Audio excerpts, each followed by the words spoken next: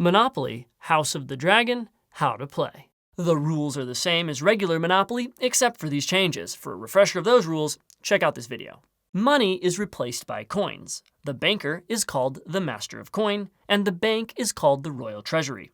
Gold is worth 50, and silver is 10. Each player begins the game with 5 gold coins and 5 silver. The property types are called strongholds, lands, and bays.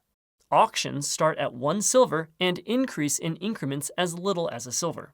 If no one bids, then the property remains unpurchased. Bays multiply the dice rolled by 10 for the highest roll for owning one, or the sum of both dice multiplied by 10 if you own both. Chance and Community Chest have been replaced by Fire and Blood and Ash and Bone cards. Collect 20 money when you pass go, and the price to get out of jail is 10. Houses have been replaced by dragon eggs and hotels with dragons. Dragons and dragon eggs sell for their cost.